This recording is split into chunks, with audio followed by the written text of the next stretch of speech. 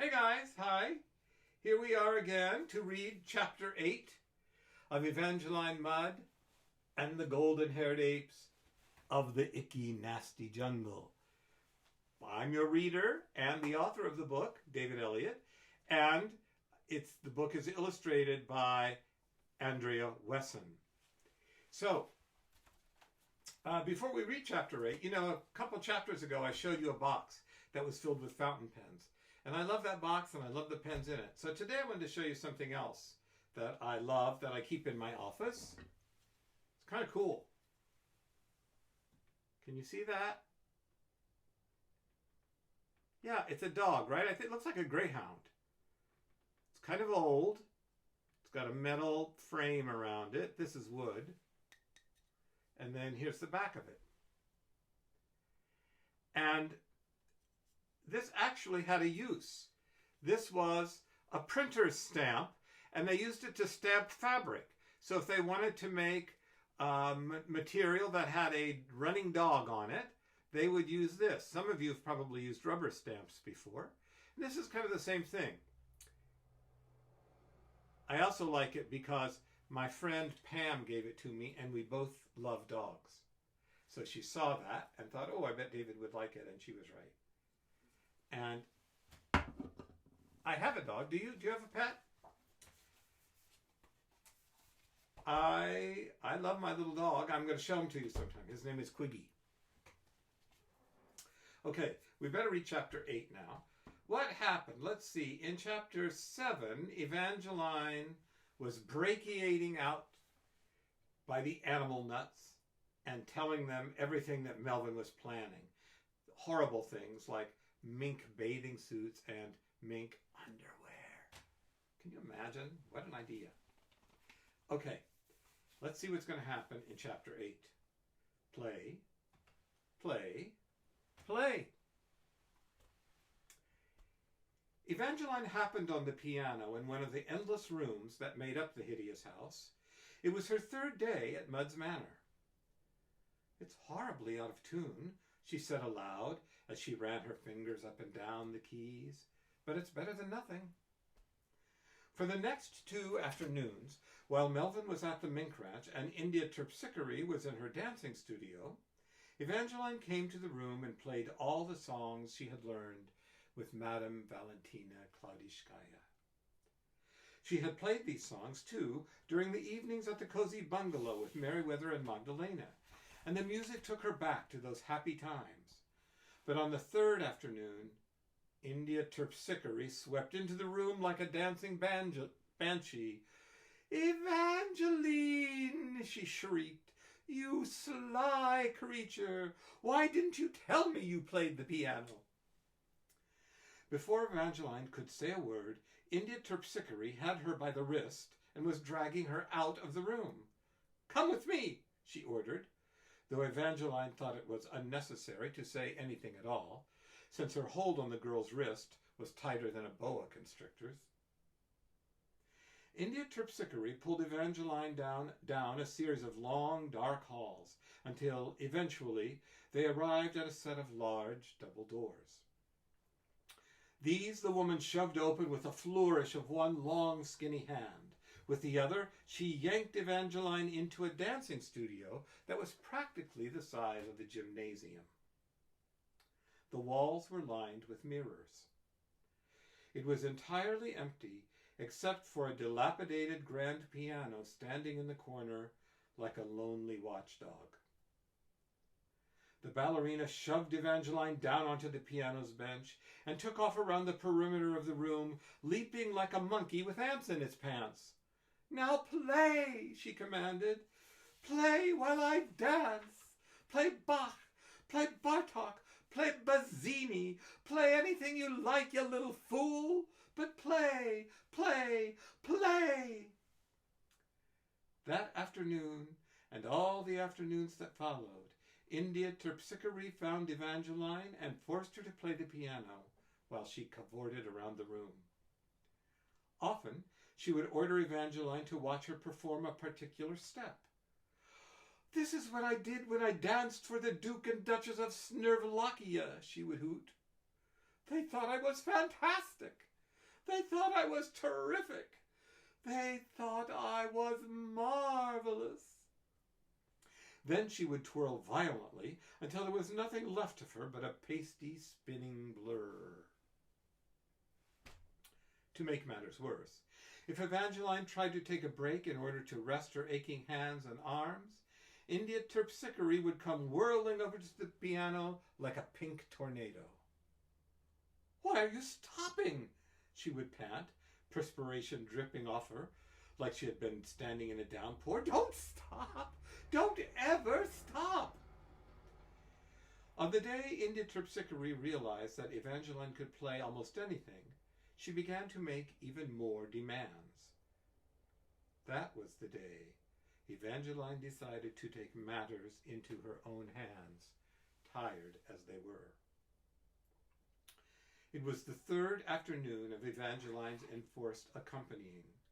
She had been playing for 2 hours straight when India Terpsichore came prancing up to the piano like a circus pony.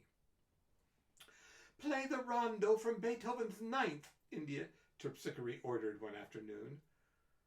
"I want to practice my ciseaux."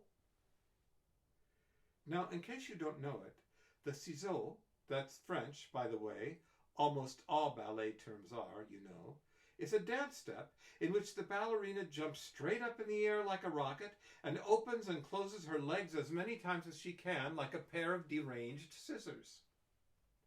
It's not that easy, and if you don't believe me, you should stop reading and get up and try it. India Terpsichore was obsessed with the ciseaux. It had been her specialty, and in her younger days she would cut the air like crazy, ciseauing all over the place. Before she began, she clapped her bony hands together, beating out the time for Evangeline.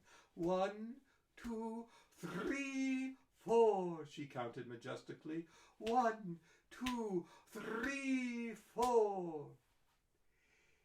Evangeline's own sense of rhythm and musical time were perfect, far better than India Terpsichore's, and the last thing she needed was for the ballerina to tell her how to play the rondo from Beethoven's Ninth. Why, it was practically the first thing she had learned.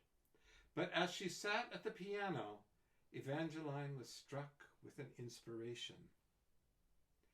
1, 2, 3, 4, the girl said, counting along with India Terpsichore and rolling her R's just the way the ridiculous woman had. 1, 2, 3, 4. As she counted, she began to play the rondo. India Terpsichore spun away from the piano to the middle of the room, where she began to ciseau in time with the music. "Look at me," she shouted. "Just look at me. Others have let themselves go, but not me, not India Terpsichore mud." It was at that point that Evangeline began to speed the music up. India Terpsichore didn't notice, of course. She was only interested in herself and her ciseaux. So before she knew it, Evangeline had her jumping up and down faster than a jackhammer and ciseauing like crazy. Then, just at the point when it seemed impossible for the woman to ciseau one more time, Evangeline slowed the music down. Slower and slower and slower and slower.